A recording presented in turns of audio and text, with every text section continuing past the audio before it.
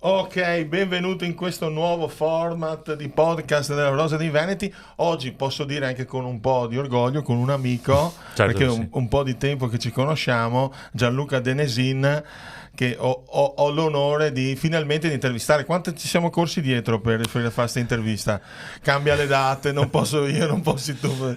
Quindi grazie di essere qui, Gianluca. Grazie a voi, sono appunto Gianluca Danesi. Sì, ci siamo corsi dietro un po' perché è stato un periodo un po' tra Pasqua, tra i ponti, tra questo, tra i numerosi impegni che abbiamo tutti nelle Tutti quanti. agende, quindi abbiamo dovuto un po' fare una sintesi e trovare questo appuntamento. A proposito, prima di parlare di cosa fai, cosa non fai, numerosi appuntamenti, come ti gestisci un po' il tempo? Sei sempre in affanno o riesci a gestirti bene? No, secondo, dalla mia opinione, rispetto magari a qualche anno fa, non c'è un affanno, nel No. senso che riesco a condensare gli appuntamenti, sintetizzarli, metterli in agenda, ma soprattutto questo è dovuto perché ho, secondo me, imparato a Ah, delegare ad altri in azienda determinate funzioni per cui la mia azienda non è compressa al punto giusto, insomma, ok. con un bilanciamento tra quello che è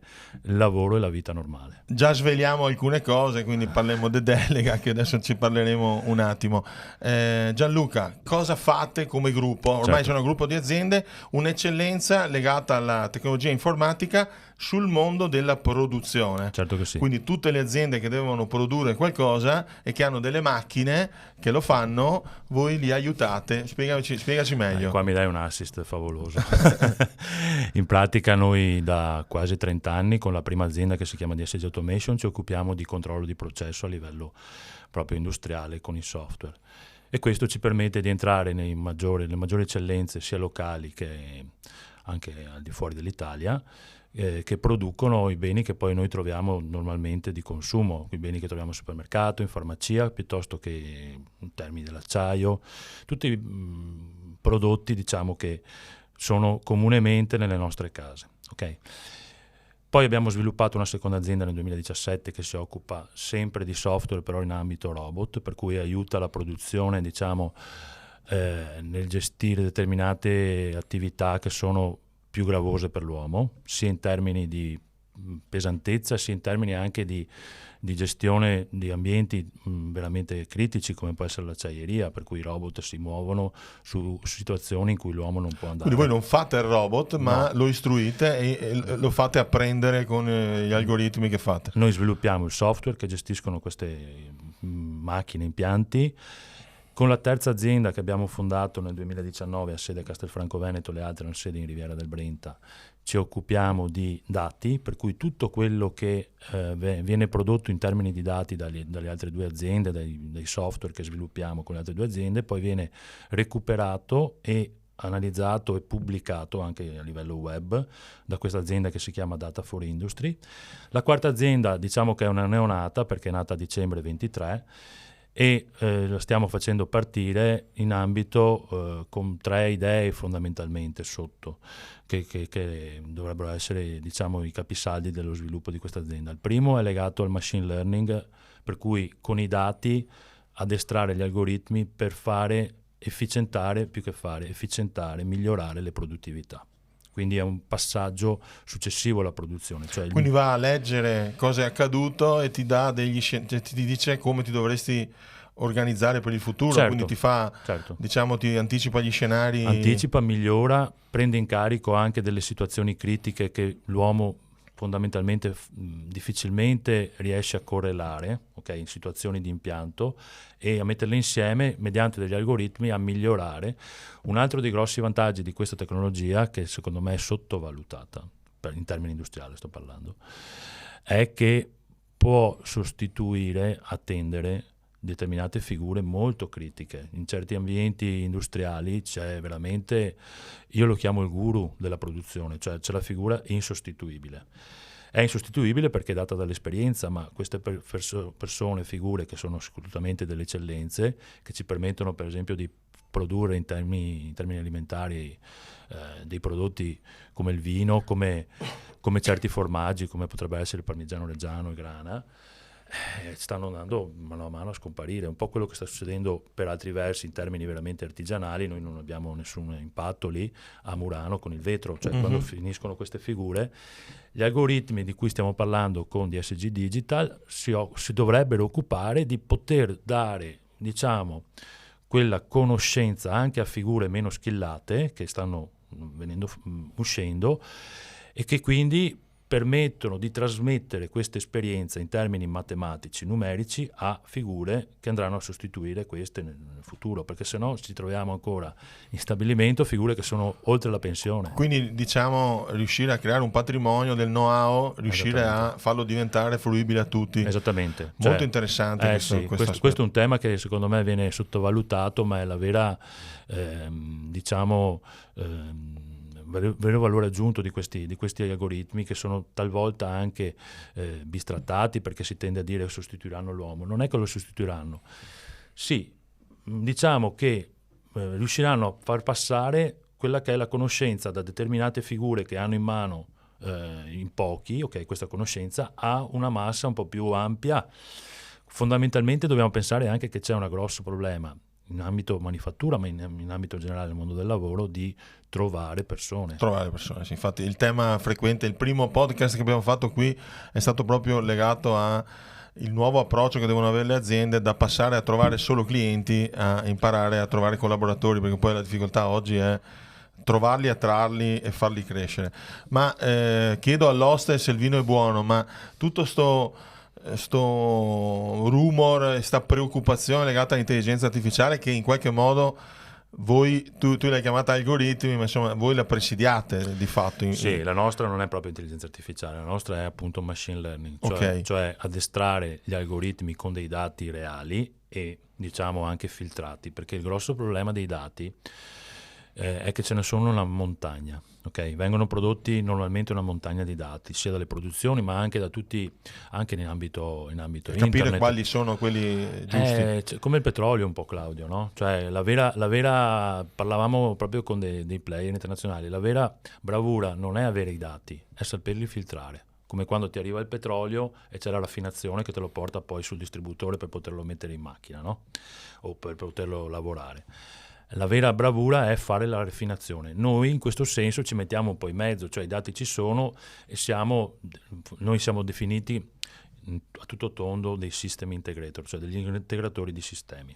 Per cui il nostro lavoro è proprio questo, cioè creare delle applicazioni software o comunque gestire i dati in modo che siano fruibili poi per chi deve utilizzarli, che sia l'operatore sulla macchina, in modo che possa lavorare con la macchina in maniera, diciamo, proattiva, piuttosto che per il management, per gestire i dati e prendere delle decisioni un po' strategiche per le loro aziende. Impresa di prima generazione, quindi non hai il fondatore, no, il nonno, il papà, no. Quindi hai iniziato tu probabilmente con dei soci? Sì, allora abbiamo iniziato con la prima azienda in 4 soci. Poi mano a mano dal 2010 sono rimasto, diciamo, in autonomia da solo, e questo lo sto portando avanti, diciamo, da solo. Le altre di cui ti ho parlato prima, ho degli altri soci, perché ritengo che per certi versi sia importante fare squadra. E quindi l'azienda, diciamo, 1.0, il modello Veneto, l'azienda faccio tutto io, direi che è abbondantemente superato, almeno per quello che è il mio pensiero. Almeno per quello che portiamo qua nei podcast, cerchiamo di portare persone che ampliano questi orizzonti. Allora, non a caso sei qui. Ti ho interrotto solo per chiederti: ma perché ti sei messo in sto mondo cioè, raccontiamo un po' di storia. Cioè, dato che la prima generazione, ho detto, se era di solito con la seconda generazione il papà la faceva. Mi ha toccato. No, non mi è toccato niente. Qua parte da una visione che secondo me uno ha dentro, imprenditoriale. Cioè tu hai deciso di fare già sto business, già lavoravi? Allora, già lavoravo in questo settore, perché nel settore del software ci lavoro dal 1987, per cui... Quando c'erano le schede di cartone? Quando avevamo i pantaloni corti, tutti. Esatto. I primi personal computer che aprivano. Sì. Cioè, potrei raccontarti veramente degli aneddoti quando giravamo quell'epoca in cui ci portavamo via una valigia di vestiti e una valigia di Che di manuali, ok, che è la più importante di quella dei vestiti per sì. girare il mondo e andare a avviare impianti. Per cui veramente stiamo parlando di ere geologiche. Sì, tra l'altro in informatica, dove in un anno cambia tutto 3 volte. Sì, allora nel mondo industriale diciamo che non è proprio così, perché è un mondo un po' più lento. C'è stata una grossa variazione però negli ultimi 10 anni, anche nel mondo industriale, informatico collegato all'industria. Mi spiego. Prima la variazione arrivava molto lentamente, per cui hai avuto sistemi, anche hardware vorrei dire, che sono datati, alcuni girano ancora come hardware, e che hanno permesso di ammortizzare veramente gli investimenti per chi ha fatto investimenti 20 anni fa, perché si è portato in casa dei sistemi industriali che tuttora fanno egregiamente il loro lavoro. Ok. Adesso, negli ultimi 10 anni, il software, soprattutto il software, vuol dire l'hardware, si è molto stabilizzato, c'è poco secondo me da inventarci. Il software è il vero pozzo senza fondo, perché là si può attingere a tanta tecnologia che è stata sviluppata non per l'ambiente industriale, ma che si sta trasferendo sull'ambiente industriale. E quindi l'evoluzione è stata molto più rapida. Noi lo vediamo, il fatto stesso che io abbia pensato nella mia visione un po' così, direi anche strana, un po' unica per certi versi, di creare delle business unit indipendenti dal 17 in poi, per cui in 7 anni, è un po' legato a questa evoluzione che ha avuto tutto questo mondo qui. Quindi il ritmo è stato molto più intenso. Però su questo ti aiuta tanto il fatto di avere dei collaboratori, dei colleghi, anche dei soci, in cui ci sono dei compiti ben specifici, si fa squadra, ok, si fa team su questo, si discute, poi ognuno ha il proprio compito e ti devi fidare, come in una squadra. Ecco perché il tema della imprenditoriale secondo me è superato, quello dell'imprenditore 1.0, quello del mitico Nord-Est, per capirsi. Diciamo imprendicentrico, dove Esatto. lui è al centro, tutto gira intorno a me. Sì, ma non funziona più tanto. Ascolta, ma non ho capito bene come è nata proprio la scintilla, la storia, la voglia di occuparti di questo mondo della produzione industriale. Parli 30 anni fa quasi. Quando hai iniziato? Allora, ho iniziato nel 96 alla fine. Alla fine nel 96 eravamo in 4, appunto siamo partiti perché, se ti ricordi un po', in quegli anni là c'era un po' più di spirito imprenditoriale rispetto adesso. Cioè, io sono nato negli anni 60, per cui sai bene, siamo tutti figli di quell'epoca lì, bene o male. Poi in quel momento, in questa terra per certi versi eccezionale che è il Nord-Est, per certi versi anche un po', diciamo, con qualche problema, secondo me, di chiusura, sicuro. C'era uno spirito imprenditoriale veramente molto, molto importante, per cui non è che ho fatto delle cose strane, cioè, ho seguito un po' l'onda, ovviamente ce l'hai un po' nel DNA, perché essendo appunto azienda di prima generazione non l'ho ereditata, non ho visto mio padre faceva tutto un altro mestiere, e quindi c'era questo spirito imprenditoriale di fare cosa? Di cercare di fare qualcosa di importante, questo sì. Cioè quello che è lo spirito è quello. Ok, adesso mi è venuto fuori. Cioè, quindi il fatto di diventare imprenditore per te, di solito sono 3 le tematiche, no? Uno è non ho voglia di avere qualcuno che mi dica quello che devo fare, quindi essere un po' libero. E questa è vera. Questa è vera. Un'altra è, che magari è un mix delle 3. Certo. Un'altra è voglio avere un livello di benessere un po' superiore alla media, quindi non c'è nulla di male. Ma l'altro driver molto forte è voglio creare qualcosa che non c'è, un sogno forte. Allora, diciamo che mi pare di capire per me sono tutti e 3, ma se devo dare una priorità sono il primo e il terzo che hai citato. Esatto. Il fatto che io essere libero, bravo, essere libero mentalmente, anche di poter lavorare 20 ore al giorno se serve, ok? O non lavorare. O non lavorare, ok? È più la tendenza è più quella prima. Purtroppo, perché ci hanno addestrato sì, così. ma io dico sempre, diventa, se tu non lo fai con ansia, e la vera importanza è far diventare il lavoro una passione. Quindi ti trovi a pensare al lavoro anche in maniera molto serena. L'imprenditore oggi dovrebbe avere quello sano, avere una sana ossessione. Quindi l'ossessione vuol dire che poi ci mette il focus sempre, Sì, anche quando è in vacanza magari certo. dice, sta roba qua. Sì, certo che sì, cioè quello non stacchi mai, ok? Sabato e domenica sono giorni come gli altri, ok? Però non deve diventare un'ansia. Non deve diventare un peso. Allora poi, come hai detto tu giustamente, come ti ho anche un po' anticipato, il fatto di fare qualcosa di importante, secondo me le persone devono avere degli obiettivi o dei sogni, meglio ancora. Diciamo degli obiettivi per essere un po' più mettere a terra, no? Perché molto spesso i sogni restano là. Vabbè, l'obiettivo è un sogno a scadenza, comunque che metta una scadenza, lo rendo certo, concreto. Lo devi concretizzare, lo devi concretizzare. Il fatto stesso che io poi abbia sviluppato queste altre 3 aziende dal 17 in poi con altre persone, è anche quello un sogno che sta diventato concreto, perché è praticamente una prosecuzione di tutta un'attività che dura da 30 anni. Quindi la scintilla è quella, ok? Quella, fare qualcosa di importante. Per noi parliamo da imprenditori, no? Essere libero vuol dire, vabbè, sono al comando, ho deciso, ho fatto la società, avevo i soci, poi adesso dopo l'ho presa io, la conduco io, ma adesso la nuova sfida è nuovi soci, nuove persone. Come crei qua un po', come ti Bravo. sei creato un po' di equilibrio anche per dare spazio, perché se non dai spazio, Allora, devi avere anche qua, è una cosa cosa hai fatto, insomma? è una cosa che devi avere dentro, cioè devi capire, e questo è un processo, attenzione, non è semplice e probabilmente non è neanche così facile per tutti, neanche per me non è stato facile, perché A me interessa proprio questo aspetto, come l'hai superato, come l'hai costruito. allora dipende sempre qual è la tua visione e cosa vuoi fare. E qua è molto introspettiva questa cosa, attenzione, perché devi capire tu dove vuoi arrivare. Uno si può anche accontentare, dice ho un'azienda da 15 persone come era nel 2017, fatturo tot, mi sta bene, sto abbastanza bene dal punto di vista economico, mi fermo là.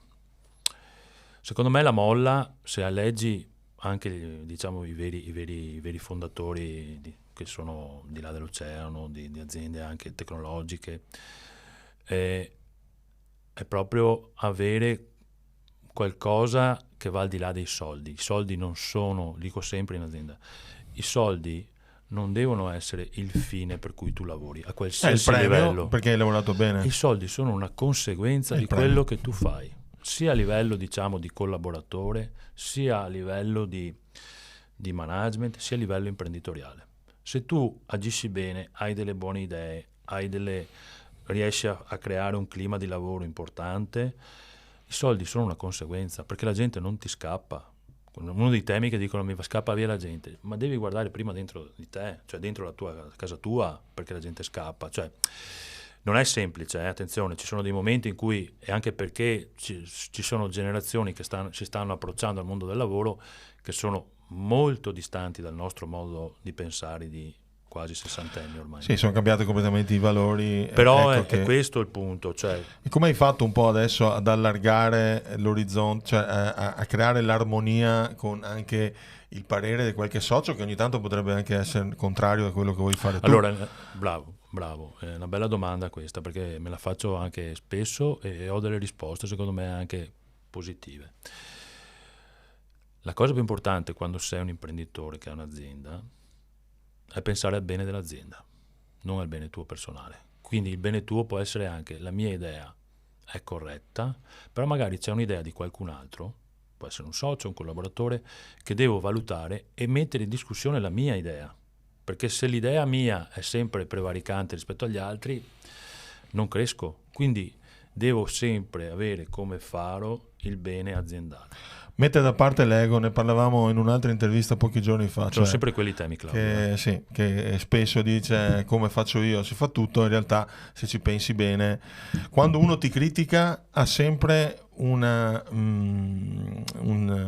sottostante legato al bene che ti vuole, cioè ti sta dicendo come lui vedrebbe una cosa più fluida in un altro modo, e se la prendiamo sul personale, perché anch'io sono cintura nera tante volte di questa cosa qua, non andiamo oltre. Mi è capitato anche di recente che un collega mi ha fatto notare una cosa: il primo istante ti giravano le balle, poi ci pensi e dici ma me lo sta dicendo perché? Certo. Lo sta dicendo perché vuole farmi girare le balle, non ha nessun No. senso, me lo sta dicendo perché vuole costruire qualcosa. Mi ha cambiato lo scenario e ho svoltato la giornata, ma ho svoltato anche il rapporto con lui, tra virgolette. È molto importante questo passaggio. Secondo me, alla fine, c'è una parola che secondo me è sottovalutata in generale, che è l'umiltà. Allora, quando una persona fondamentalmente è, diciamo, ha i piedi per terra, ok? Quindi sa dove vuole andare, è concreto, però mantiene i piedi per terra, non vola, non fa, e quindi abbassa il suo livello di egocentrismo, diciamo così, è umile, in un termine, sai dove vuoi arrivare, hai ben chiaro l'obiettivo aziendale, quindi devi capire bene qual è sempre la situazione migliore per poter arrivare lì, che non è probabilmente, nella maggior parte delle volte, non è solo quello che pensi tu, è un mix di idee che ti permette di migliorare sempre il posizionamento, la strada per arrivare all'obiettivo. Ci sono state delle scelte che hai preso che avevi tutti contro e che comunque poi hanno sortito un buon risultato? Cioè, ti è capitato questa cosa? Fondamentalmente no. No, perché ti parlo negli ultimi anni, perché ovviamente poi sono scelte che vanno condivise. Ci sono state scelte dirimenti qualche anno fa, nel senso che mi hanno, diciamo, ho dovuto scegliere. Fondamentalmente un imprenditore è una persona che deve scegliere. Solo questo, deve decidere. E molto spesso si trova a fare delle scelte da solo. E sempre soli siamo. Soprattutto nelle scelte più difficili. Sì.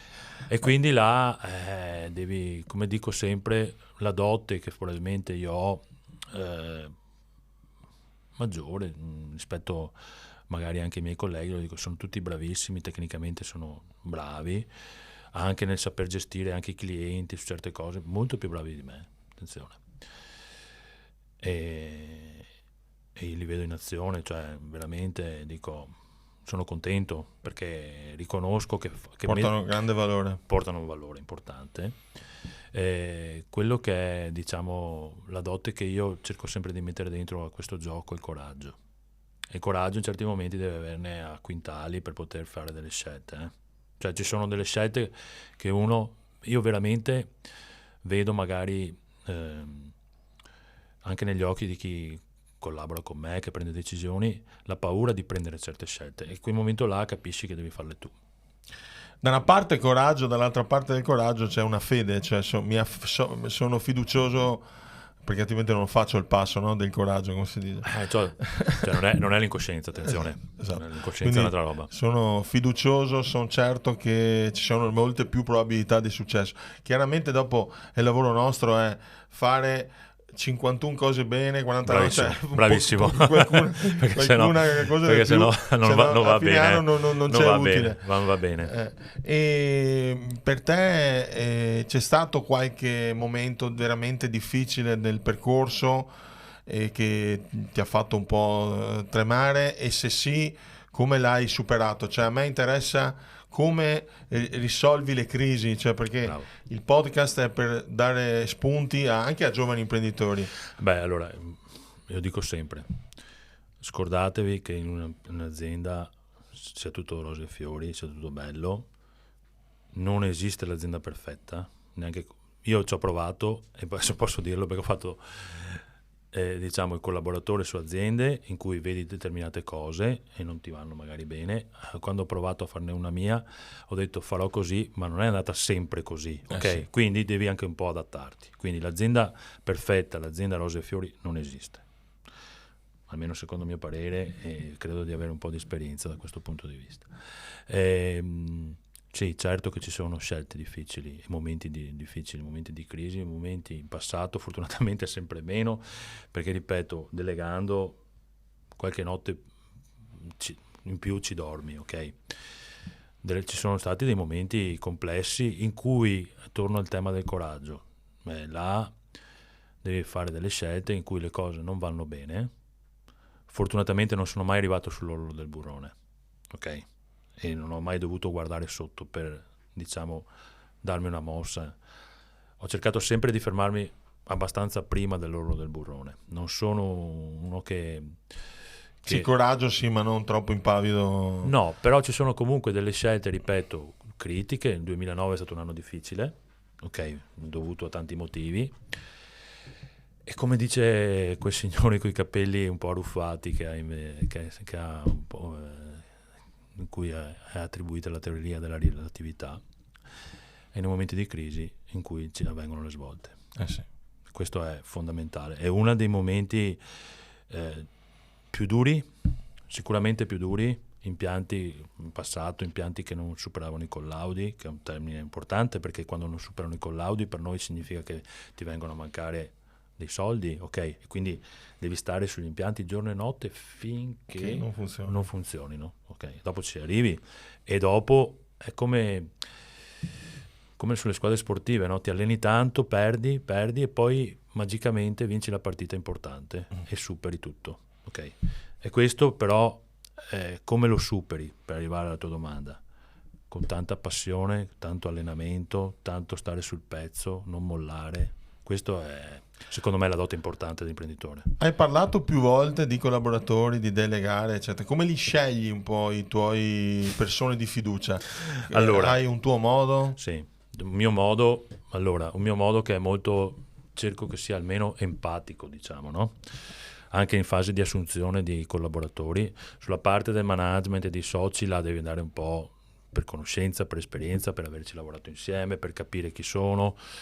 Avendo avuto esperienze diverse in 30 anni, ormai un po' di callo l'ho fatto, insomma, no? Non è sempre semplice. Quando tu parti con una startup che sei un neofita dell'imprenditoria, hai certe visioni, ok? Io li vedo e qualcuno con cui mi piace anche parlare, che partono con startup anche in ambito informatico, hanno 30 anni, sono molto entusiasti di tutto, e vedo già però dove saranno, almeno nella mia visione, gli scogli, no? Dove andranno un po' a incagliarsi, perché quando parli di soci hai entusiasmo, la voglia di fare la prima azienda e così via, però ti manca l'esperienza nel riuscire a superare i momenti difficili. Ok?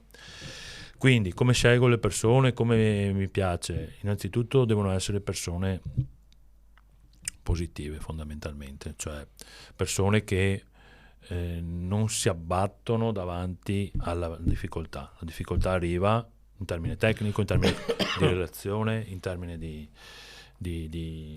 anche economico, per cui non ti devi abbattere, devi pensare, devi ragionare su quella che è l'opzione A, B o anche C per superare quel problema. Quindi diciamo una delle caratteristiche fondamentali è vedere la persona che sia comunque proattiva. Bravissimo. In qualsiasi situazione, e come si dice un po' che sia responsabile, quindi dice vabbè c'è questo problema, ma si fa la domanda cosa posso fare io, quindi certo. Questo è il fondamento, anche perché noi ne facciamo un pilastro quando facciamo la formazione in azienda, perché la principale problematica quando entro nelle aziende che mi dicono allora il problema è il socio, la banca, il mercato, eccetera, tutti diti puntati, ma è l'unico comune denominatore chi è? Sei tu. Quando vedo l'imprenditore che non si rende conto e non si assume la responsabilità del successo, ma anche dell'insuccesso, perché del successo è un po' più facile, però dell'insuccesso, e quindi avere persone che sono responsabili, insomma, che sono proattivi. Quindi stai molto attento a questo aspetto qua. Fai qualcosa di particolare nella selezione? Allora, fondamentalmente la selezione... qualcuno mi fa delle domande speciali? No, allora il nostro livello di collaboratori, soprattutto sulla parte di automazione, è un mestiere un po' strano, perché per esempio si tratta di sviluppare software ma di andare anche in giro per il mondo. Ad avviarlo, installarlo, avviarlo, per cui lavorate in che paesi? Ti posso dire che in questo momento qua, per esempio, abbiamo una persona in Canada, ok? Abbiamo finito dei lavori da poco su 3 navi da crociera per il gruppo Schneider, Fincantieri, no, non era Fincantieri, l'armatore finale, lavoriamo anche per Fincantieri con Schneider, le 3 navi erano in zona Caraibi, Miami, che giravano lì. abbiamo Quindi avuto... persone disposte a muoversi. Bravo, e quindi questa è una delle domande. Lingue, conoscere lingue, Sì, culture. soprattutto aperti alle culture, ok? Uno dei temi è questo, aperti anche a persone, diciamo, diverse, di diverse etnie, di diverse religioni. Anche in azienda, nel gruppo, abbiamo persone che non sono italiane, che sviluppano software, ed è strano, tra virgolette. Eppure io non sono negativo da questo punto di vista, anzi, perché persone di questo genere ci fanno crescere anche dal punto di vista mentale, oltre che tecnico, perché la diversità è un modo, secondo me, per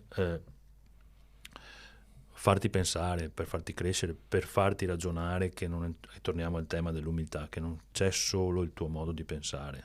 Uno dei temi più belli, secondo me, nella mia esperienza lavorativa precedente all'imprenditore, è che andando in giro per il mondo a installare software hai la possibilità di conoscere gli altri, e questo è un motivo arricchente per te.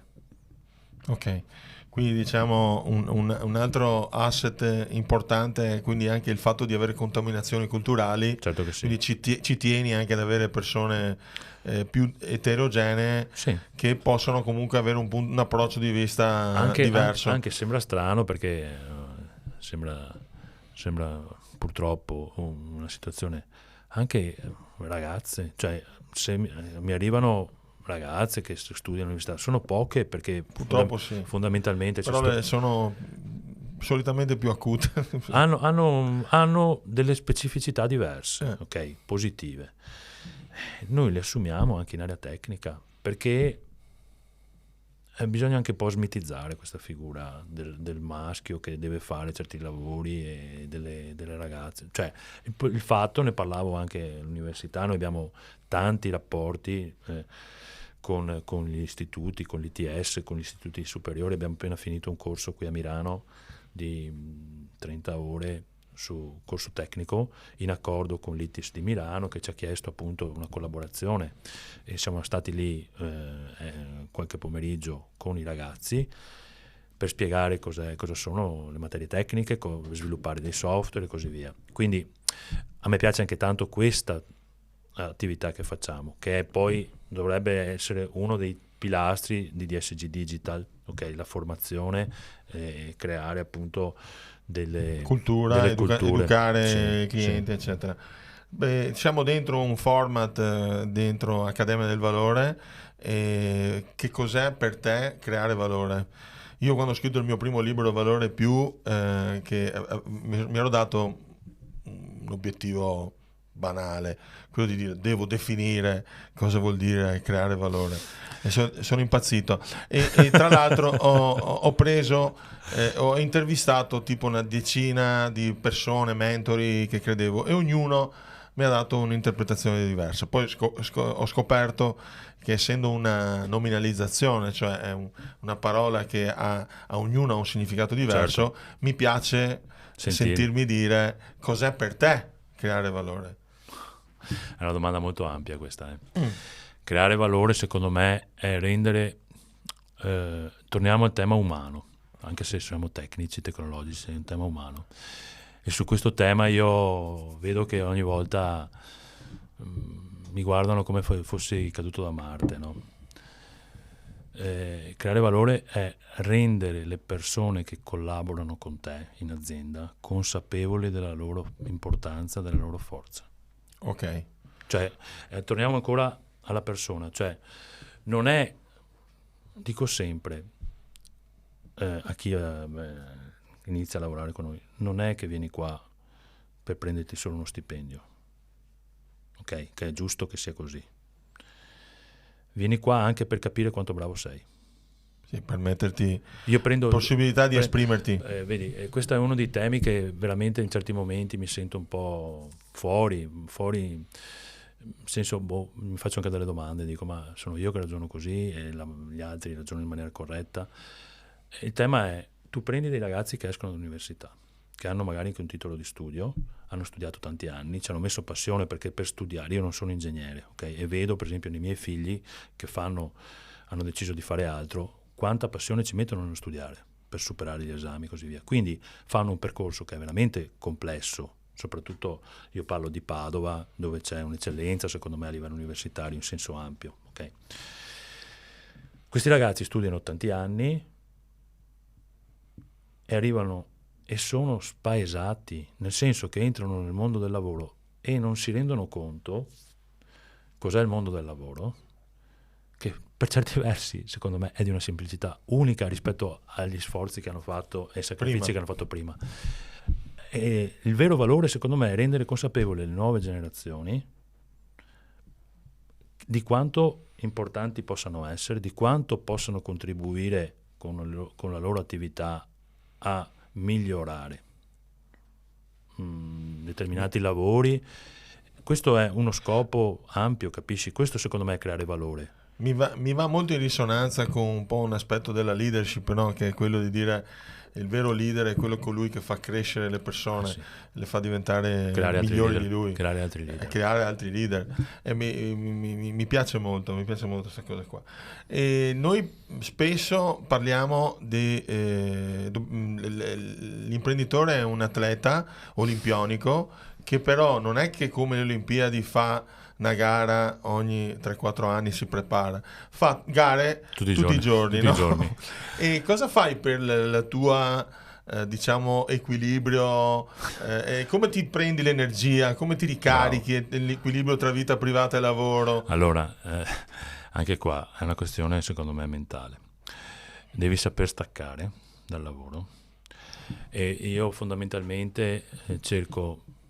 Tu hai toccato un tema molto importante che è il tema dello sport, che si aggancia perfettamente con questa questione. Io ho 2 valvole di sfogo mentali. Una è che cerco di fare attività fisica sempre, ok?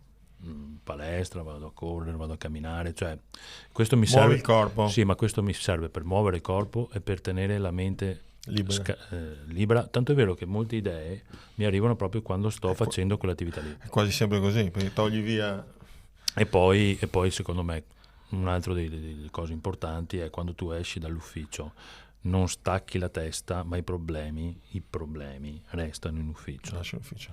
E quindi ti devi creare delle attività in famiglia, in casa, extra. Io per esempio mi piace perché è una passione. Sono un dirigente sportivo, quindi alla sera sono abbastanza. Per che sport? Adesso sto seguendo delle attività sulla pallavolo. Pallavolo. Ok. In passato ho fatto anche presidente di una società di basket, però fondamentalmente al di là del tipo di devi avere, ma mi piace lo sport in generale perché è una metafora della vita, no? Secondo me.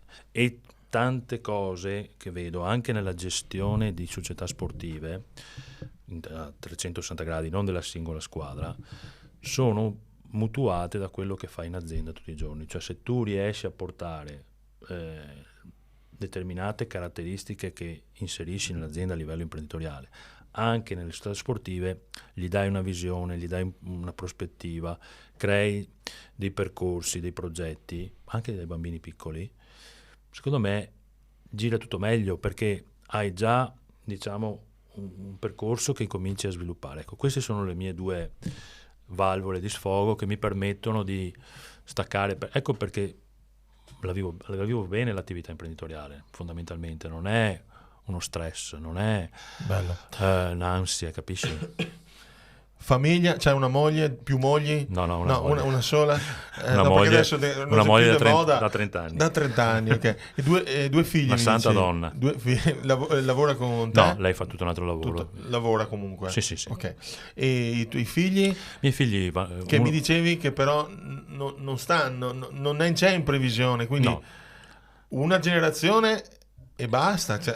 ma vedi, anche qua bisogna smitizzare il mito, un altro dei miti del nord-est, no? Che per forza bisogna che i figli... E ora, posso dirlo in dialetto? Certo, sei imprenditore veneto, qua stiamo la rosa dei veneti. Vivo e faccio a casa i fioi, ok? Esatto. Gasso l'azienda... Ma dove c'è scritto? Ma dove? Allora... Se ho possibilità di aiutarli, li aiuterò. Non è tutto così rose e fiori, nel senso che anche l'imprenditore è una persona, per cui dici cosa vogliono fare i miei figli? Okay. Alcuni impongono tra virgolette, di venire in azienda. Altri spingono, altri consigliano. Fondamentalmente io ho 2 figli, un maschio e una ragazza. Il maschio ha fatto ingegneria, però mi è stato subito chiaro, fin da quando aveva 17 anni, mi ha detto: guarda, a me non interessa l'automazione, il software, non vedo. Lavora nel campo delle energie rinnovabili.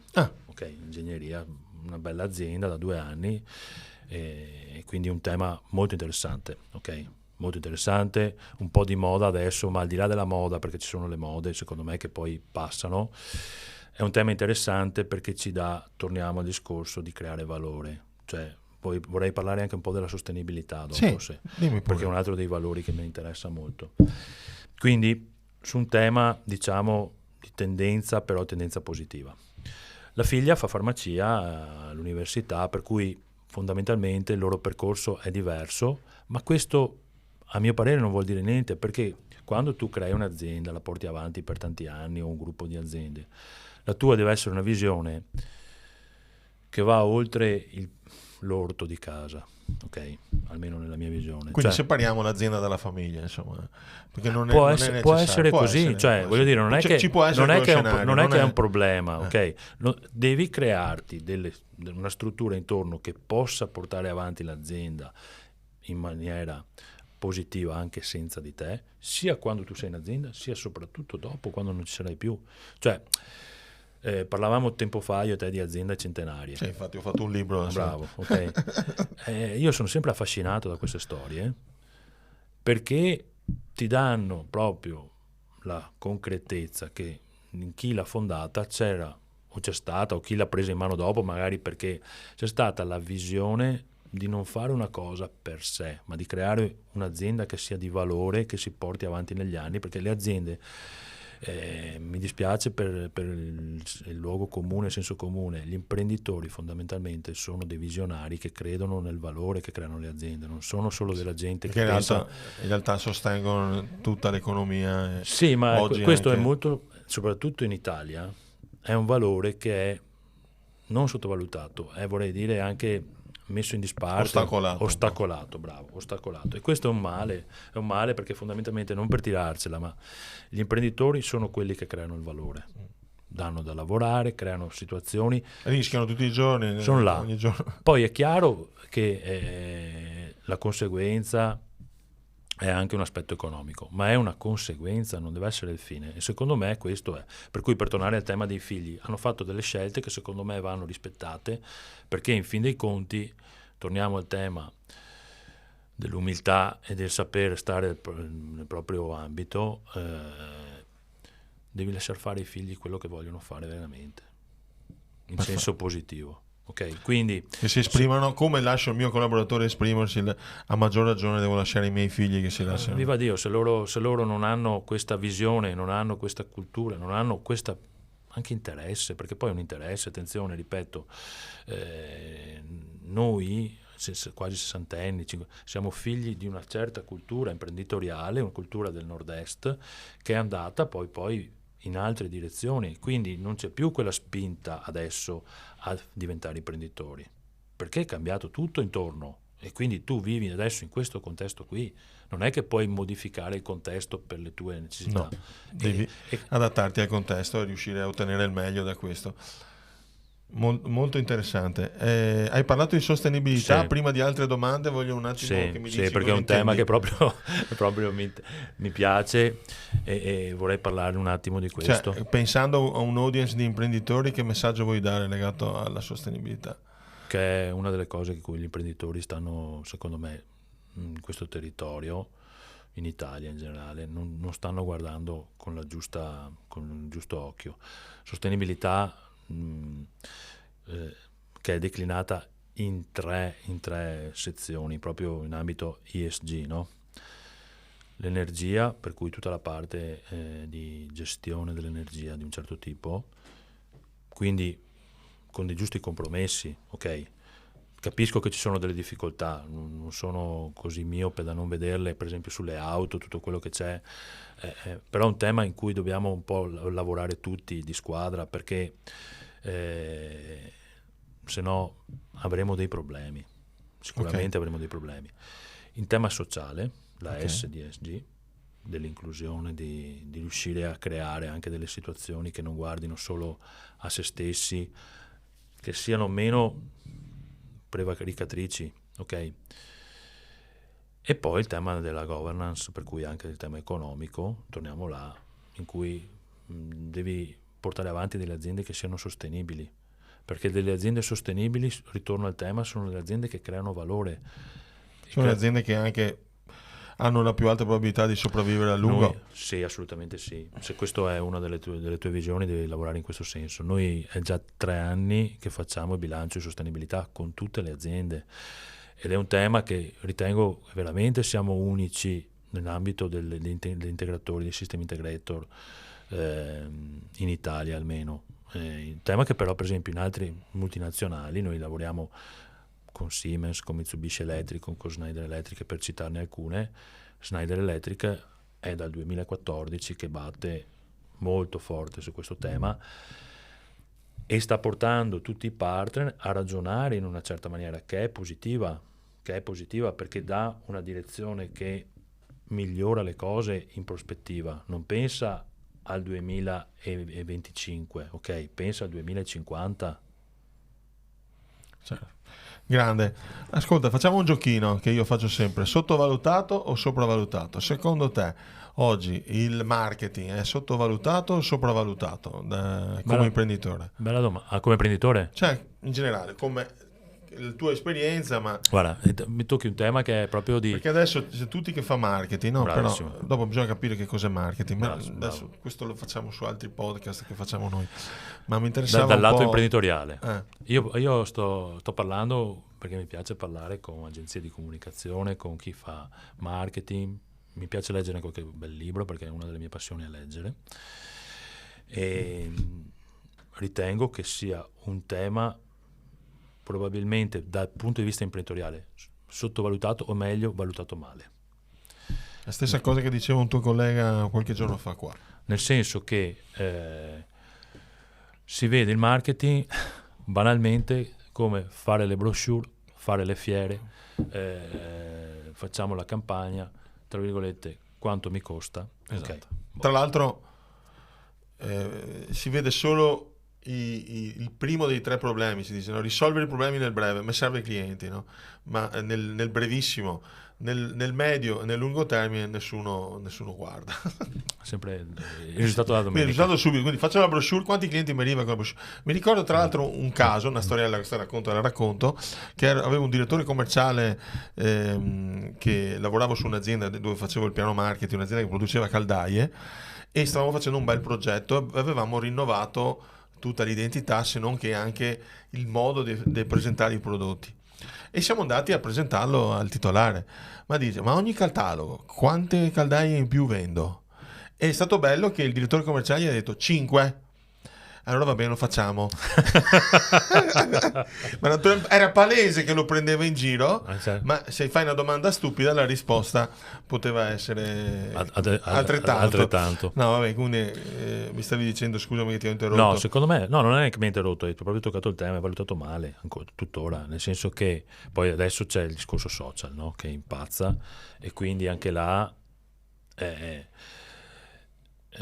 viene gestita, diciamo, in una maniera corretta. Poi bisogna dire anche una cosa: come in tutte le situazioni ci sono anche tante agenzie di comunicazione, tanti che si propongono, devi saper sempre, secondo me, fare delle scelte corrette anche nei professionisti con cui collabori, e devi capire chi c'è dietro. Quindi fare delle valutazioni. Come sempre per l'imprenditore è una questione di scelte. Noi per esempio il marketing lo gestiamo esternamente, cioè marketing stiamo incominciando a gestirlo, ok? Ma più che marketing io parlerei di comunicazione, che è diverso, cioè è più adeguato al 2024. Noi fondamentalmente non abbiamo bisogno di far fiere, non abbiamo bisogno di fare brochure particolari, robe. Abbiamo bisogno di comunicare in maniera intelligente, di comunicare quelli che sono i nostri messaggi di aziendali, questo è importante secondo me, in una maniera che entri nella testa delle persone, nella mente delle persone. Cosa fate? Allora, innanzitutto stiamo cercando di fare un rebranding di tutto il gruppo. Ok. Abbiamo creato un marchio che è stato pubblicato come marchio registrato proprio in Comunità Europea da qualche giorno. Uscirà a breve un po' tutta la parte, diciamo, di lancio commerciale di questa nuova iniziativa. È un marchio commerciale che ci permette di porre le 4 aziende sotto questo cappello, fondamentalmente. Perché uno dei problemi che ho riconosciuto è che, pur avendo, diciamo, formato, costituito tante società, il mercato, il cliente ti vede, sia un po', diciamo, è andato in confusione, no? Dice, ma cosa fate? Fate tutto? No, sì, facciamo tutto, ma lo facciamo in una certa maniera, che è quella specializzata per business unit. Questo messaggio non è così, diciamo, semplice da capire. Cerchiamo di renderlo più semplice adesso con una comunicazione efficace e soprattutto avendo creato questo marchio che permette che unisce tutto. E soprattutto vi presentate in modo univoco. E per quanto riguarda l'innovazione, secondo te è sottovalutata o sopravvalutata? L'innovazione tecnologica, tocchi un tema che per noi è il pane quotidiano. Voi dovete innovare. È pane quotidiano, è pane quotidiano. Ma i clienti, magari i vostri clienti, come allora, vedono loro? Secondo me c'è una cultura diversa, attenzione, perché certe situazioni di automazione, di innovazione, anche di dati, vengono viste in maniera più efficace. Vuoi perché tante aziende nel nord-est sono state acquisite da grossi gruppi, anche internazionali, e quindi c'è una cultura diversa anche di gruppo, ok? Anche delle eccellenze, perché non bisogna dimenticarci che questo territorio ha formato delle eccellenze in vari ambiti, anche poco conosciute secondo me, perché c'è stata molto la visione di produrre conto terzi, no? Sto parlando del settore alimentare, tanto noi abbiamo un po' di clienti nel settore alimentare e io vedo queste situazioni che poi queste eccellenze che non sono conosciute vengono acquisite da gruppi internazionali. Il gruppo internazionale, parlare di innovazione è un po' più semplice rispetto, diciamo, all'imprenditore 1.0, quello che si è fatto l'azienda, che dice, torniamo al tema che hai detto prima, quanto mi costa, quanto mi fa guadagnare, cioè c'è una visione diversa, questo è innegabile. Le applicazioni che facciamo noi per certi casi non producono, prendono dati, quelli che facciamo a Castelfranco con Data for Industry, prendono dati e li mettono a disposizione, quindi non ti creano un valore toccabile, concreto, ti creano però un valore molto importante nel prendere delle decisioni. Certo, dici poco, poi se prendi una decisione sbagliata bruci un sacco di soldi.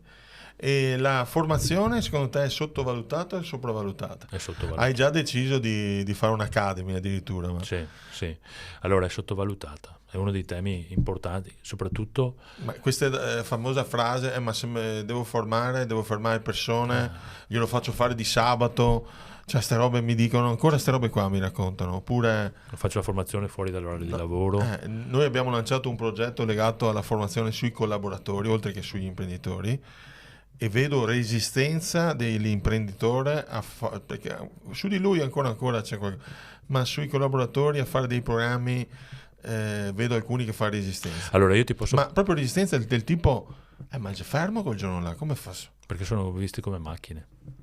Esatto. Nella visione imprenditoriale esatto. comune le persone sono macchine, bruttissimo da dire. Sì. Quindi se l'impianto è fermo non produce.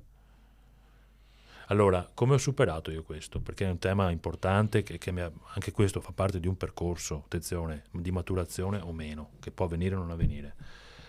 La formazione, nel nostro caso, è dovuta, perché tu prendi un ragazzo dall'università che ha studiato e devi portarlo, parlo del caso tipico, no? E devi portarlo sul mondo del lavoro.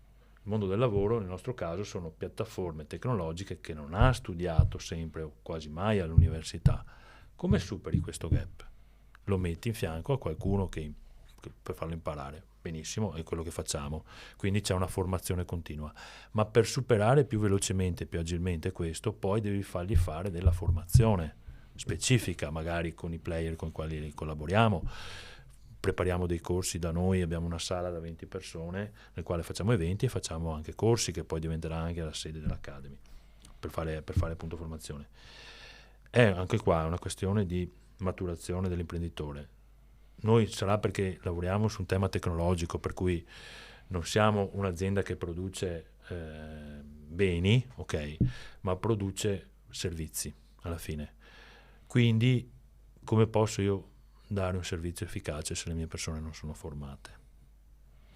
Quindi come abbiamo superato questo? Semplicemente ampliando il numero di collaboratori, nel senso che, ma lo dico spesso in azienda, perché certe volte anche i miei colleghi mi dicono sì, ma dobbiamo mandare la persona a fare la formazione un giorno e non va più avanti il lavoro. Scusate, siamo in 45 adesso, non siamo più in 15. Volete dirmi che una giornata di formazione è un problema? Cioè su un lavoro? Abbiamo 45 persone, diciamo tecniche intorno ai 40. Non può diventare un problema. Ci siamo ampliati anche per questo, per permettere che se manca Tizio ci sia Caio.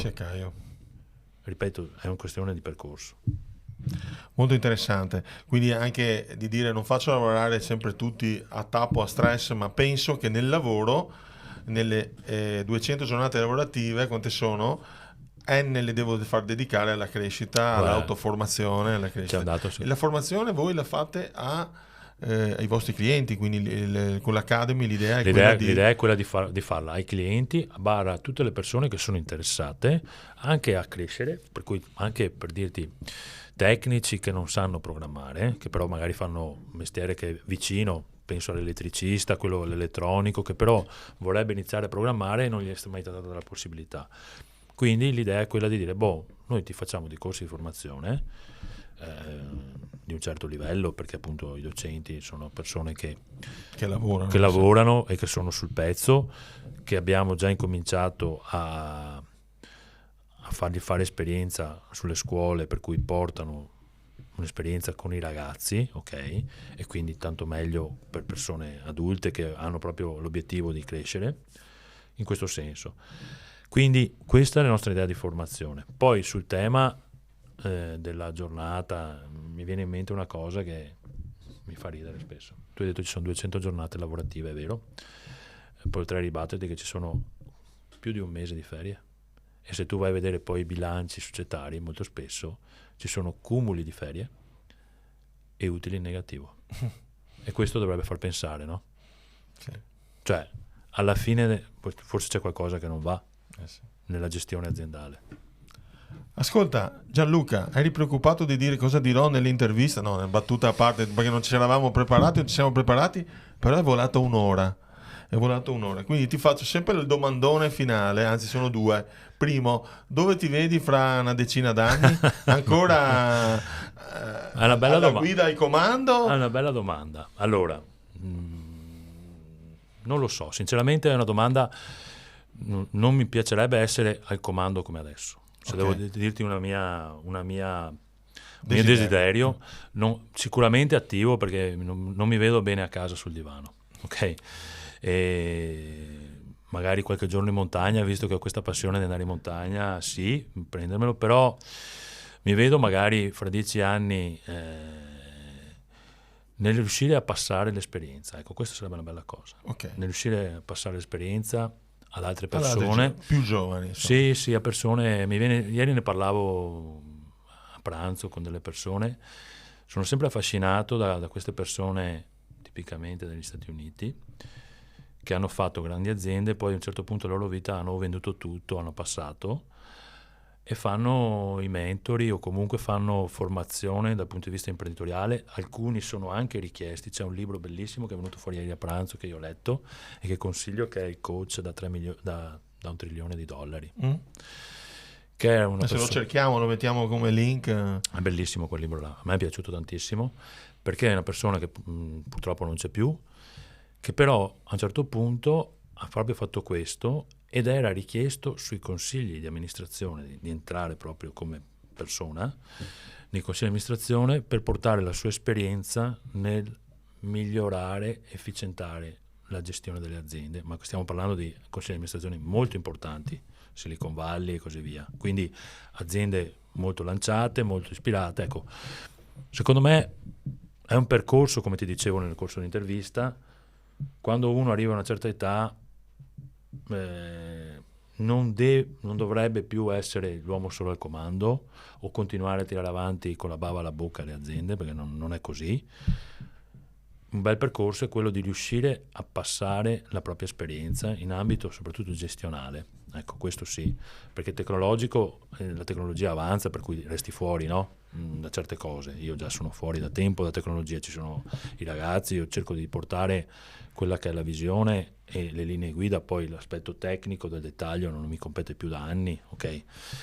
Ma questo potrebbe essere una buona visione fra 10 anni per me. Ascolta, a un giovane te di quando sei partito nel 96, che consiglio daresti a un giovane imprenditore? Adesso qui ci vedono dei imprenditori che sta partendo. Che cosa diresti a uno che sta partendo? È una bella domanda. È una bella domanda perché ancora una volta ti fa pensare a cosa eri e come ti sei evoluto, no? Sembra la solita frase fatta dell'esperto, diciamo, no? Del 55 anni. Beh, esperto lo sei perché... Sì, no, ma dell'esperto in senso negativo in questo caso, no? Sì, Quello che dà sì. consiglio al giovane il guru. E il giovane dice sì, ma sto qua anche stressato, no? Però veramente bisogna avere calma e pazienza. Calma e pazienza, non farsi prendere troppo dall'emotività, ok?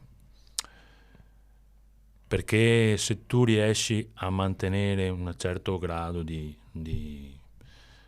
diciamo di controllo sulle situazioni, soprattutto le più complesse, questo ti permette sempre di superare in maniera più efficace i problemi. Ecco, questo è un consiglio. Non è semplice, lo dico subito, non è semplice, però la chiave molto spesso è questa: riuscire a controllarsi, avere determinazione, ma tenerla, diciamo, nel giusto perimetro. Non so se passa il messaggio, ma è veramente una chiave importante. Provo a tradurre, quindi mantenerci determinati, ma al tempo stesso avere la pazienza e avere la calma che ci sostenga. È la cosa migliore.